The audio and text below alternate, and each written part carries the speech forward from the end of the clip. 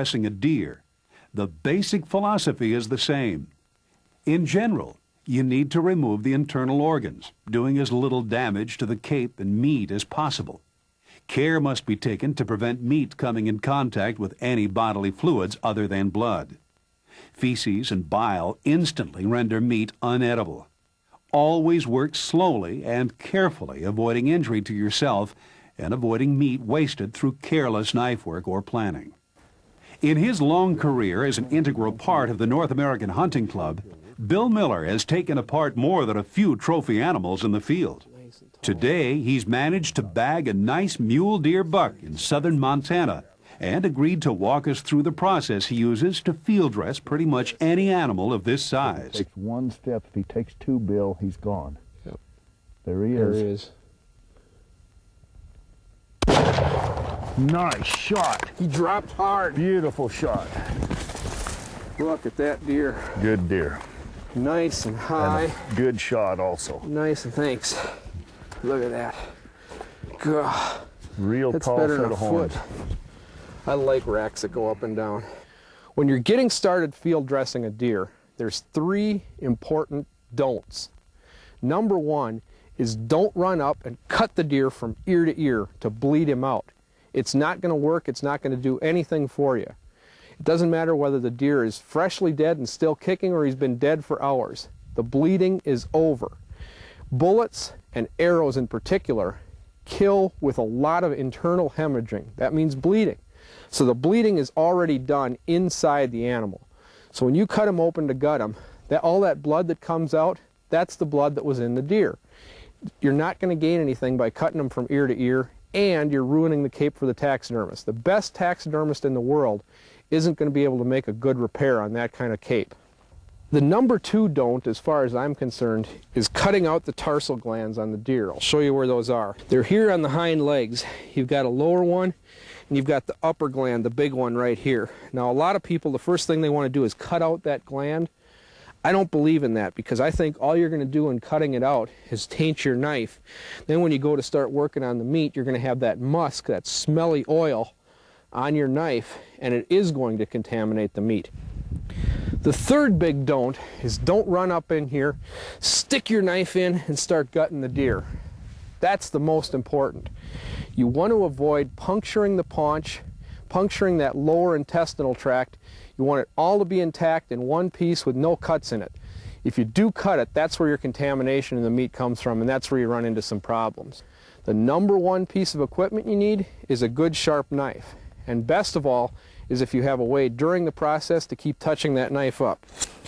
Keep it good and sharp, and you won't have any problems. All right, let's make that first cut down the center line of the deer.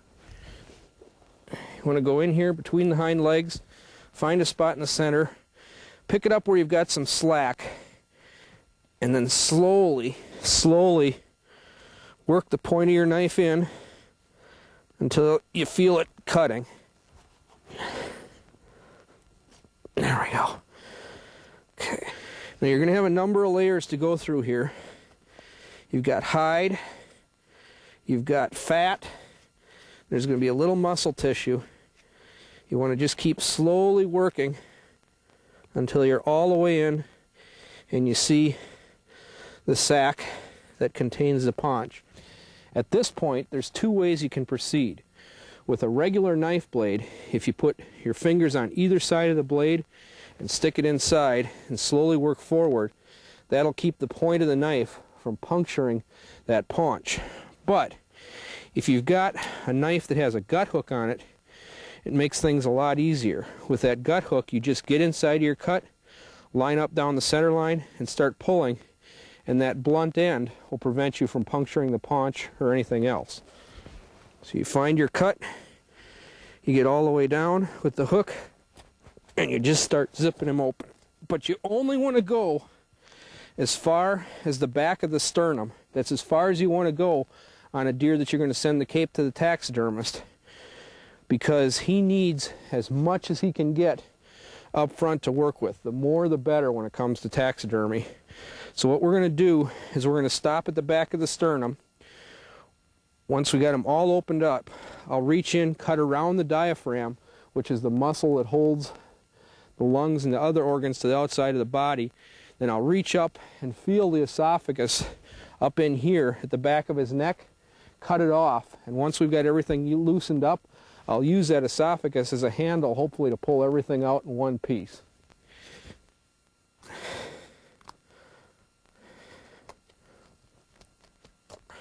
A lot of states, especially states where you're in mountainous terrain and you have to quarter up an animal to get it out of the woods, you have to leave proof of sex attached to the rear quarters of the animal.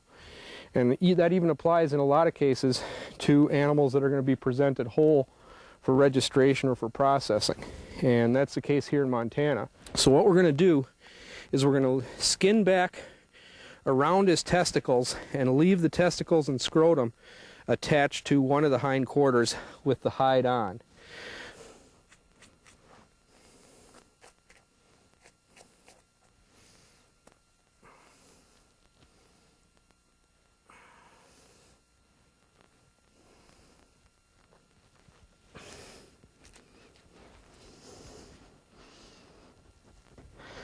Okay, now that we've got the reproductive organs and the lower urinary tract all loosened up, the next step, we've got our main cut done. You can already see paunch is starting to fall out of there. The next cut, the way I learned it, is basically like coring an apple. You go in around the deer's anus or the back end of his lower intestines and core just like an apple around the inside of the pelvis bone. When you get in there with a good sharp knife, you'll actually feel the bone, and you just cut around, feeling your way around with the bone. I like to open deer up as much as possible, so I skin all the way around the back here, and then when I'm done and everything's pulled out, if I've got a saw or a hatchet handy, which again is in your preparation for success, I like to split that pelvis. I want to get as much air circulating over that meat as fast as possible to get that animal cooled down as fast as possible. All right, now we're ready to go inside, try and loosen everything up as best we can and pull it all out at once. Now I can feel the diaphragm right here. You won't be able to see it. So I'm going to reach in my knife, start following that around, loosening it up. Now at this point is where it really pays to have patience, because you're going to have both hands in there, and you're going to have your knife in there. There's going to be blood in there, so your knife handle is going to start getting slippery. But if you take your time, feel your way along, be patient, don't rush anything, you won't cut yourself and you'll get the job done. Okay, now there I can feel the esophagus. So what I'm going to do, go back in with the knife in both hands, and cut that off as far forward as I can reach.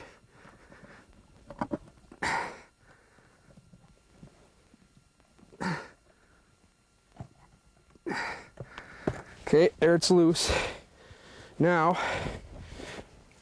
using that as a handle, I'm gonna pull everything back, and if I'm done my job, everything is gonna pull out in one big sack from front to back. You shouldn't have to pull too hard if everything's loosened up right. And there it comes. All that's left is to split that pelvis. For that I got a little saw blade on the same blade as the gut hook. For a bigger animal in particular, if you were doing an elk or anything like that, I'd recommend a separate saw. But you can make do with these little knife saws on whitetail or mule deer. Now, except for opening them up, getting the blood out of there, making sure we've got everything out of the front half of the chest cavity, that does it. You've got a nice clean deer. Now, the most important thing is to get it to someplace cool where that meat can cool out as fast as possible. If the animal you've harvested is not of trophy caliber, then splitting the breast up to the throat will make removing the chest organs easier and help cool the deer quicker. On the other hand, opening the chest cavity also makes it tougher to keep the animal clean.